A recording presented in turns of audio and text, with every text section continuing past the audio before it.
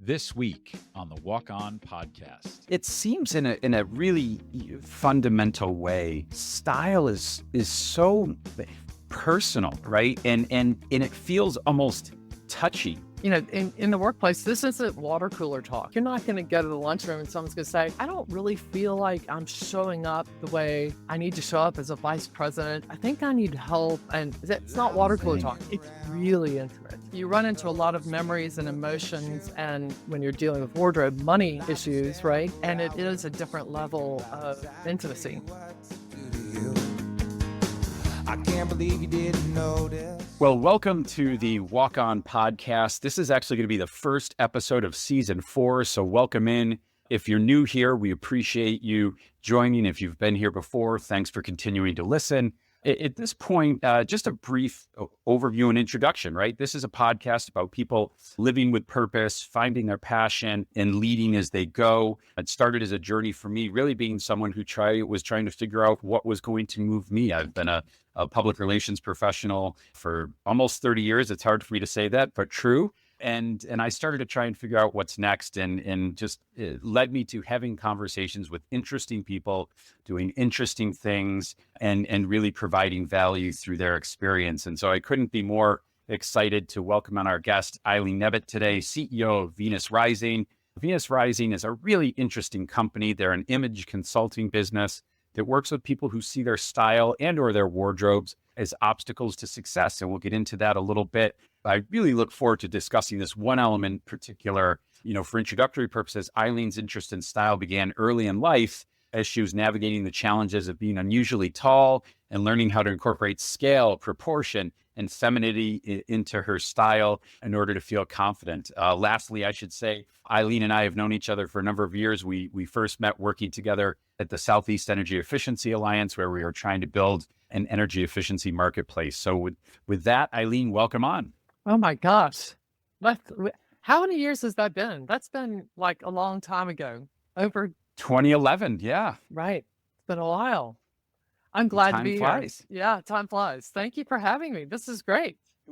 Well, absolutely. And as I've been interviewing people, everybody's had something interesting to share. And, you know, my wife, who's not into business podcasts or really a lot of self-help, she was sort of wondering as an example of what am I going to get from this? And I think what she has reinforced for me is that everybody's got a unique experience. Everybody's got a unique story and how they got to their path. And I think yours is pretty fascinating. So why don't you tell us a little bit more about yourself, Eileen, and your journey to Venus Rising? Well, so I didn't have one of those careers that looked like this. I had a career that looked like this. And you and I have known each other for a lot of that career. And I was always in the corporate world, I was always in strategic partnerships and business development. So when I first knew you, it was in the energy space. From there, it was fintech. So I became, part of P20, which you were a part of as well. And then from there, I went to work for private equity as director of acquisitions in Utah. And so actually that was after grad school. In between those two jobs, I went to grad school at Georgia Tech and got my global MBA. So all throughout the career, I always had that kind of 2-inch deep knowledge of every industry I was in because I was business development, relationship building, and strategic partnerships, but it didn't come from that industry. So when I lost the job, I was with that private equity firm in Utah for about a year and they let me go. And this is after grad school, so 2021. And they let me go. It wasn't a great cultural fit. And actually my last couple of jobs weren't great cultural fits. If you talk about, you as a brand and the entity you're working for. And when I was on the job market, I was experiencing a lot of issues and I think part of it is, okay, there's a little bit of ageism in the marketplace. And also there were things coming up, like I don't come from fintech. I don't come from energy. So I didn't have that deep knowledge that they want, that I was finding that employers wanted. So I wasn't getting the opportunities that I wanted to get on the job market. And at that point, I kind of looked at what I could do on my own. And side note, just to take everyone back a step or two, as you said, I'm 6'2", and I've lived in Africa, New York, and London And everywhere I've lived, I've always dressed everyone, not as a fashion thing, but as a power and branding thing. Everyone always came to me. I always could do it. So it's a thing I have. I cannot Yeah. decorate a house to save my life, but I can decorate you. So it's that kind of thing. So that's the backstory. So I thought at that moment it was post COVID, it was post grad school, it was post a couple of bad cultural fits for me. And I decided to become an entrepreneur and target these professionals who I used to work with in the corporate world who really needed this help with their branding. And that's how Venus Rising got started. Yeah, that's really fascinating. And boy, one of the things that keeps coming up in these podcasts is people who are finding their space. It comes from that authentic connection. And so what was that light bulb moment like for you where you're like, oh, I've always been the go-to stylist. I could turn that into a job. Well, it happened. I'd like to say it happened all at once. It happened kind of gradually. My family and friends were always encouraging me to do this as a business. And I thought, no, it's just something I'm good at. Like, no, that's not a business. That's just something I'm good at. And it's amazing what happens when you get fired from a job and when you are on the job market and not getting, it's that necessity of, okay, I want to take charge. So I decided that my market was the corporate woman and sometimes man. I decided that I could turn it into a business. And I started out B2C, but it wasn't until a year into the business that I realized I could do B2B. And it wasn't 6 months after that where I'm now image coaching around the tie-in between branding and executive presence. So Interesting. I'm getting to that point where I can actually show the ROI and develop programming for businesses. But it was kind of an evolutionary thing. It just kind of grew.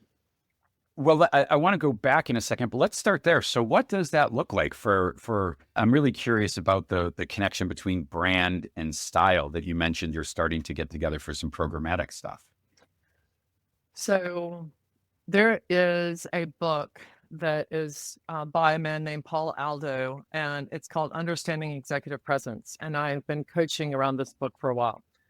So the tie-in comes like this. Everyone knows, you're a brand, I'm a brand, we're all brands. We have value, and we watch how we communicate and how we send messages and how we give presentations and all that sort of thing. But there wasn't really someone or a company that could help us align how we looked. I mean, we knew we needed to look good, so to speak. Yep. But not someone who could help us align that look with our brand, our values, and the corporate entity in which we work and kind of build the bridge between the two.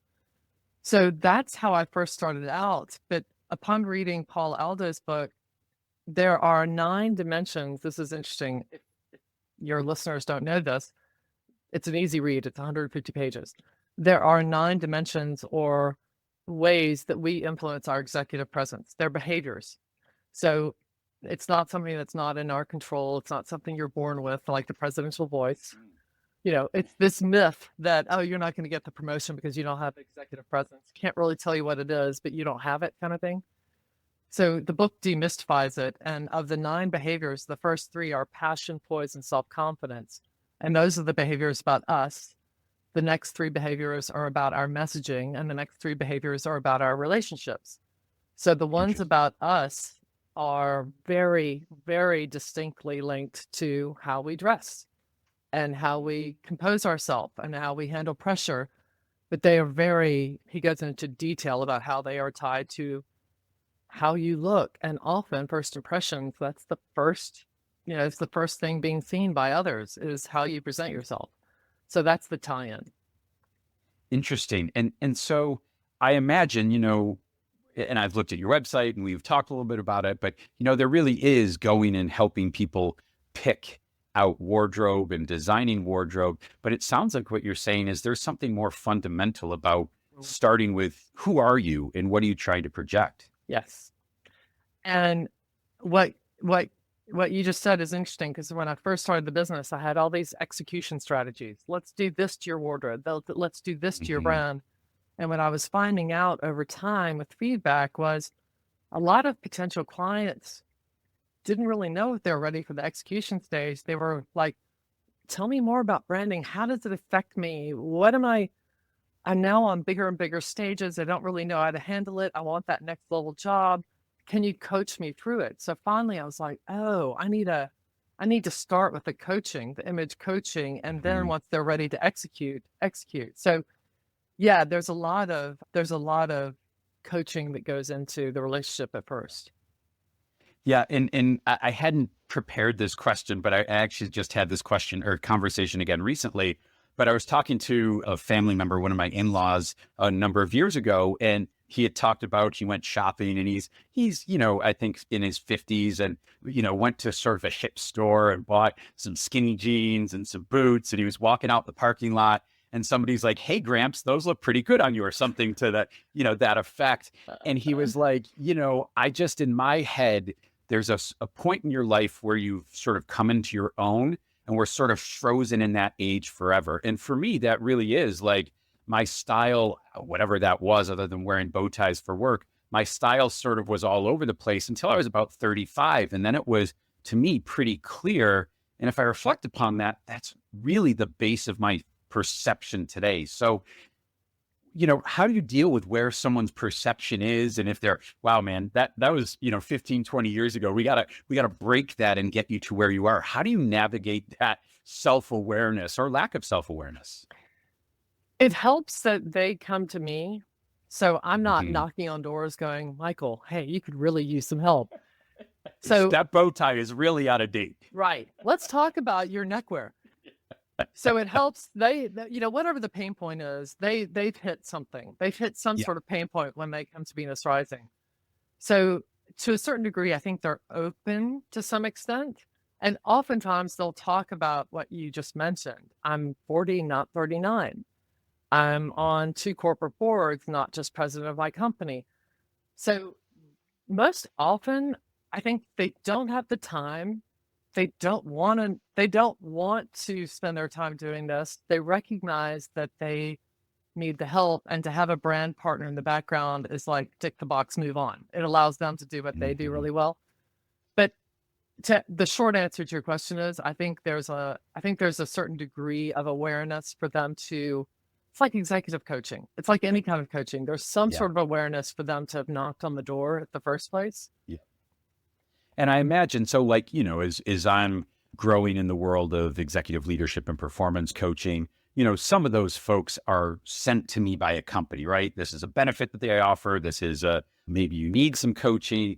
Are you finding many people that, their organization is saying, hey, is a growth opportunity, we're going to send you to someone like Eileen? I would love for that to happen. What has happened is, I started out B2C and I'm moving into B2B, still doing both. But my first B2B client was Cox Enterprises. And Cox hired me to work with 2 of their 5 top executives for a big onstage moment last year. The work ended up we ended up working together 4 months. But what was interesting to your point is the corporate entity hired me. So then I go meet with the executives and they're like, what do you mean? What are you saying? Whoa. Yeah. What? I don't know you. And so honestly, we joke about it, but it took some time to say, it's about making sure that you are very comfortable and very much yourself on stage, and that you're also in a branding scenario that is in line with the corporate brand, and they're going to be pictures for years, and I'm just here to help. But it was so different than, to your point, being hired directly by the client. Yeah. It was so different. And it just took a minute, and it worked out really well, I will say, touch wood, but that's a different thing. I'd love to have more of that problem going after more of these corporate clients. Yeah. It seems in a really fundamental way, style is so personal, right? And it feels almost touchy, right? Like, oh yeah. And so how do you navigate that? You said people are coming to you, but still you have to be appearance, and how we carry ourselves does feel very different than when I'm working with someone, even though I might be working with what's inside their head and what's inside their heart. That seems personal in a very different way than what you're working on. You know, stop me if I don't answer the question. That I think you're right. And so, as I say, I just gave a talk last week at Auburn, which you know about. And one of the things I said to them was like, in the workplace, this isn't water cooler talk. Like, you're not going to go to the lunchroom and someone's going to say, you know what? I don't really feel like I'm showing up the way I need to show up as a vice president. I think I need help. And it's not water cooler talk. It's really intimate. Um, Yeah. and I liken myself, when I have new clients, I liken myself to the nurse in the delivery room because when I'm working with clients in their closet, I mean, they're like naked, trying on clothes, and I'm like trying to help them. And that trust level is really high really quickly. And you're right. There's much like coaching, you run into a lot of memories and emotions and when you're dealing with wardrobe, money issues, right? So there's a lot to work through, and it is a different level of intimacy. Yeah. So you mentioned that personal level. Let's go back then to one of the questions that I sort of teed up at the beginning. Can you tell us a little bit about your experience growing up and how you really leverage style? You mean to do with my height? Yeah. Oh my 'Cause you put gosh. that out there as one of your distinct markers. Yeah. And I hadn't thought about it. I'm in a TEDx speaker cohort that's helping me get more comfortable speaking. And I don't necessarily want to be on a TEDx stage, but I want to be able to talk about the business in a better way. So it's just good speaking coaching. But we've had to put together a talk. And of course, you're not talking about your company. You're a thought leader. So you're putting together some TEDx like talk. Well, she said, think about what makes you happy. Think about what makes you angry. So I went home one night and I was thinking through her things and I was like angry. And all of this emotion came up about my height through the years because I was 6 feet tall in 8th grade and I'm 6'2" now. And that's, statistically speaking, less than 1% of the American women are 6 foot and over. And 4% of American men are 6'2" and over. So when I walk into any room with most of my shoes, I'm 6'4". There's nothing I can do about that. There's absolutely nothing. Right. So to answer your question, it was really hard being young and dealing with this and being a young woman. And not only was it hard, like in school and in college, but then you get into the workforce and my height, women who are taller than men, there's some basic societal assumptions that get messed with. And depending on the man, it can be a challenge in the workplace. And it's not like weight or hair color that you can change, right? Yeah. There's nothing you can do about it.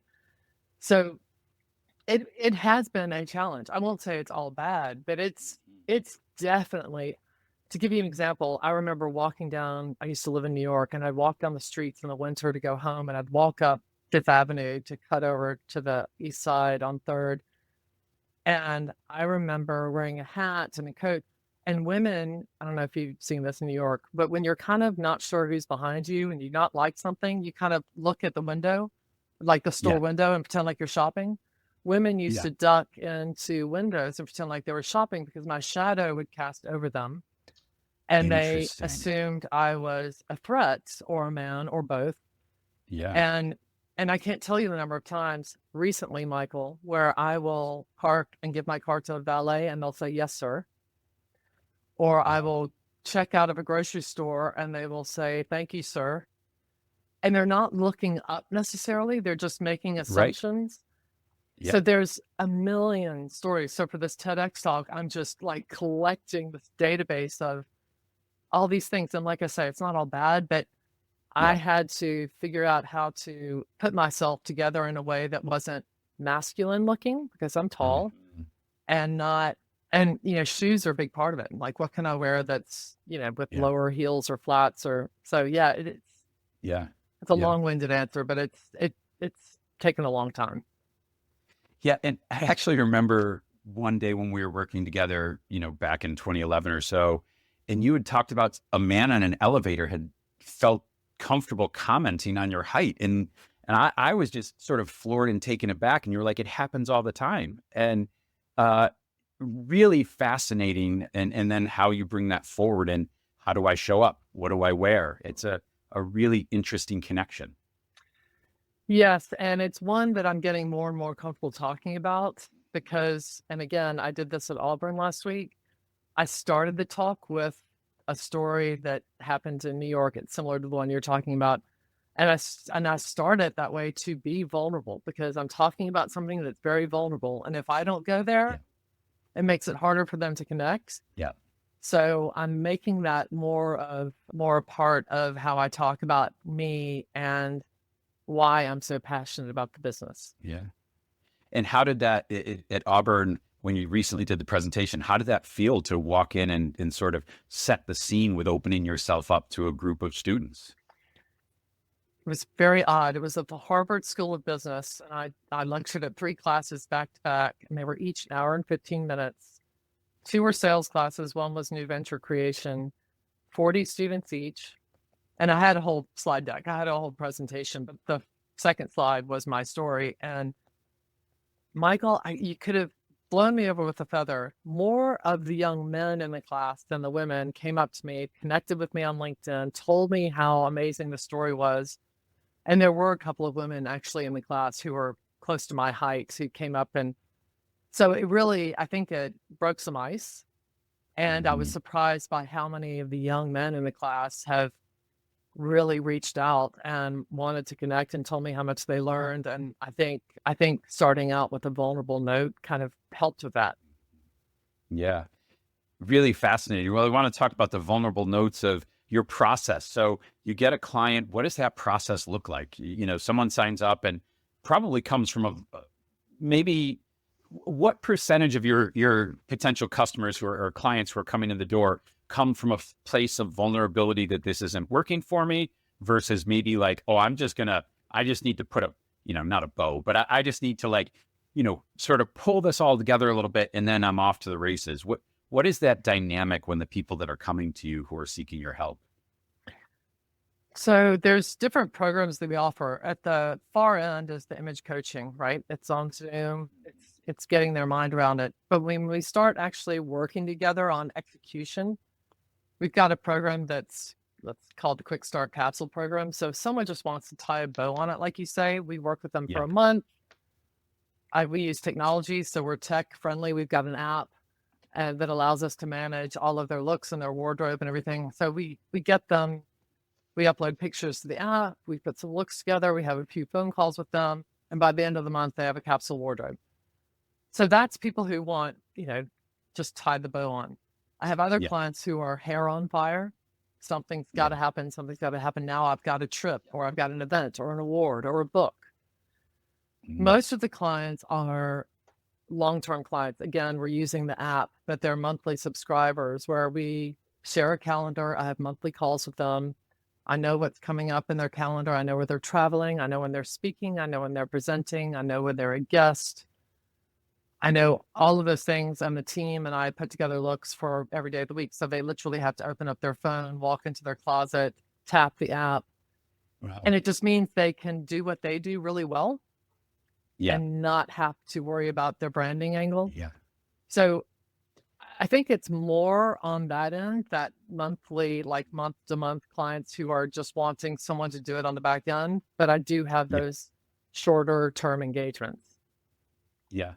That's really fascinating. So what are, if you had advice, and maybe you can't because your process is a little more involved and personal, but have you had advice for people who are thinking about, I really do need to put some thought into or bring change to my presence and style? How do you, what are some of the core recommendations that you would have them think about? So one is know your colors. And that's not really hard to do these days. If anyone uses AI, Claude is a good way. If you upload a picture, you can get your colors done pretty simply. Interesting. It's not perfect. There are better ways to get your colors done, but you can do it that way. 2 is know your brands. And by brands, I mean, how do you need to show up? So for you, Michael, that you might need one brand for your podcast. You might need another Yeah. brand if you're running for public office. You might need another brand. So it's really to do with who are your audiences. Where are you and what are your audiences? So know those categories. Third one is you'd be surprised how many people of all ages haven't done this, but go into your closet and things that are damaged, either move them to a different closet or get rid of them. And damage means worn, torn, stained, or has odors. Like there's some pretty basic things and we just don't do it on a regular basis. So getting those out really helps. And the fun one is what I call it the one word exercise. And so what it is basically is, and I did this with all of our students, this is fun. Imagine you're walking into a room of 50 people, they don't know you, and you don't say a word. You get up on stage and you haven't said a word. First impressions are made, by the way, in the first, 3-5 seconds? So you're standing there, they don't know you from Eve, and I use myself as an example. What is the one word that you want them to think about when they see you? And normally it's an adjective: professional, approachable, friendly, knowledgeable, whatever it is. What is the one word? So it's helping people get in the mindset of, I'm a brand. What brand do I want to project? So the whole idea, the 30,000 foot idea is, if you're not taking charge of that, if you're not thinking about that first impact, you're leaving a lot to chance. So there's a series of things, but those are a few steps that I go through with clients just to get them kind of in the mindset. As you were sharing the one example, I was having a triggered moment where I remember back when I used to be in the dating world, I went on a date and I had a sweater and I thought I was put together pretty well. And it was a sweater that I loved. And it was one of those things where in my head, it had in strategic areas, a couple like holes, like worn. And to me, I thought it was evoking like, hey, I'm showing up on this date. I'm comfortable. It's one of my favorite sweaters. It's just part of me.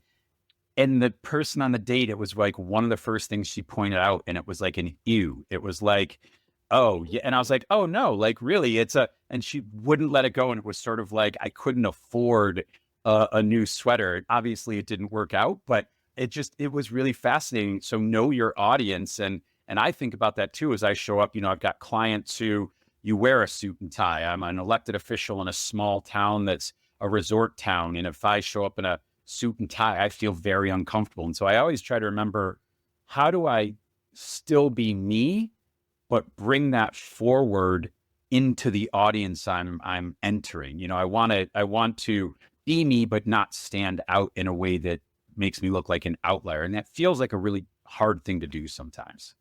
It is hard to do, but you've nailed it. That's a lot of what I do when I'm working with clients. The other thing that I wanted to mention quickly about helping them is sometimes we talk about when they're really having a hard time getting off the block and they're not sure what brand they want to be and they don't know where to start.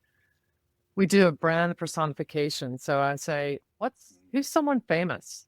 A newscaster, an actress, an actor. Yeah. Who's someone famous who you thought, if I walked into work and I could look like that, I'd really knock it out of the park. So it's funny. At first, people are like, oh, I don't know. And then, by the next call, they're like, oh, I thought of something. Like, did you watch Ted Lasso? Yes, absolutely. Okay. So Hannah Waddingham. Hannah Waddingham has been the brand personification for like 3 of my clients. And there's good reason.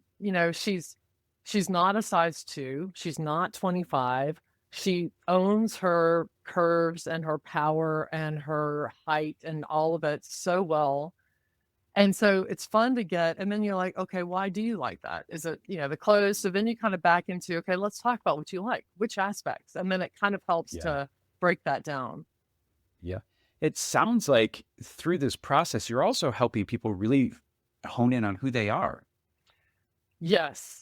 And I was talking to a potential client a couple of weeks ago, and she'd reached out to me, a senior exec at a big Fortune 500. And 20 minutes into the talk, she said, I'm not sure whether I need image consulting from you or whether I need executive coaching. And I was like, well, they're not mutually exclusive. And what you probably need both. And I'm I know a lot of coaches, and I put together a package of a 6-month dual program of image and executive. And yes, it does help people hone in on what's their aspirations, what's their values, what do they want to be, like how do they want to show up, and it's really fun to get to see that transformation. Yeah, that's really powerful. And that is one of the questions as an leadership coach I ask all the time is, in this situation, how do you want to show up? Who do you want to be? And, that physical manifestation, we don't talk about that a lot, but that certainly is an extension and is absolutely, I think you're right, a perfect match. And I think really particularly as women in the workforce, I think men, unfortunately, we can show up, as a tech bro and have a vest on and, Oh my God, khakis, you can. or I can be the most powerful business in the world and the founder of it, and I can wear a hoodie, and that counts. And I think there is an inequity there that men don't necessarily have to put as much thought into, I think, on a generalization, surely, but I think they get more leeway to, oh, that's just him being him. I think you're right. And I've had this conversation recently. I was in San Francisco in November speaking to women corporate directors at the San Francisco Yacht Club. So it's 24 women, the Bay Area chapter. And these are women who are all sitting on corporate boards, many of them. And I kind of knew what they wanted to talk about. So I kind of focused the talk. These were all women over 50 and then some. They are all president of their tech company headquartered in San Francisco. They all sit on 3 corporate boards. They're traveling globally. And what their pain, we're all the same. So we're all the same. But their pain point was to stay relevant. Women are judged much more harshly than men. And they're not 25 anymore, 35 or even 45. Yet they're still top of their game and then some. So it's not about looking like someone else or looking a different age. It's they've got busy lives. They're not necessarily on top of this. Yeah. And it's using this as a lever because you're not going back to school, right? You've got your education. Right. You're not climbing a ladder. You're at the top. What other things can we use to make sure that you are seen, understood, and remembered, and that you stay relevant? And that's an important lever. Wow, there were a lot of really important pieces in that. I think as I want to be respectful of your time as we head to the back of this interview, what are your key takeaways from this journey? What are you finding out about yourself as you've really landed in this place, which clearly to me, as someone who's known you a little while, it seems to really resonate and be a great fit for you. So what are you taking from this experience and this journey?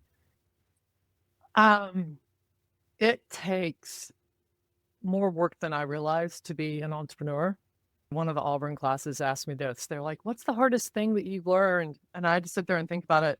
I thought if you put a company together and you put a website together and you put some marketing materials out there, that the business would just pour in. Yeah. And I'm in a CEO coaching program right now for 6 months. It's kind of like going back to grad school. And one of the things I learned halfway through was like, oh, I'm marketing, but I'm not selling. Yeah. So it's just things like that. You think you're figuring it out, and then you realize a couple of weeks later that you're doing everything wrong. So you have to be resilient. We started out the call before we started recording. I take 5 steps forward and 10 steps back sometimes. Like this week, it's really, you have to have nerve. Your skin has to be pretty thick, and I'm finding that it's exhausting. It's really rewarding. And I love the client responses, that I always use their success metrics. Where are we now? What does success look like when we get there? That's gold. So it makes it really fun. Yeah. I always, when people asked about entrepreneurship, I think one of the things that always comes back for me is no matter what you're working on, branding, revenue, client recruitment, you start every day from zero, right? It doesn't really matter what you did yesterday because today you've got new problems you've got to tackle, new opportunities to leverage, or I've still just got to pay the bills in a way that other people don't when they're showing up at work. And it does require resilience. I agree with you 100%. But we get the opportunities to direct things in a way we want, to create brands and organizations and initiatives that are really true to the things that we hold dear and find important, and then give us purpose and passion. I agree. And meeting the people I've met along the way, clients, and just networking and speaking opportunities, it's just, I've met the most interesting people. So it's been great. 2 years in, it's been great. Well, fantastic. Well, Eileen, where can people find out more about Venus Rising and your work? Website is probably the easiest, or LinkedIn. They can find me, but the website is venusrisingagency.com. Perfect. Well, I've enjoyed catching up with you. It's always good to see you, and I love hearing your journey, and we'll continue to watch. So thanks for being on. Thank you so much. And this is the Walk On podcast, people leading with passion and purpose, providing a roadmap for your personal journey. Hear their stories, find your passion, walk on. Again, Eileen, thanks. Thank you.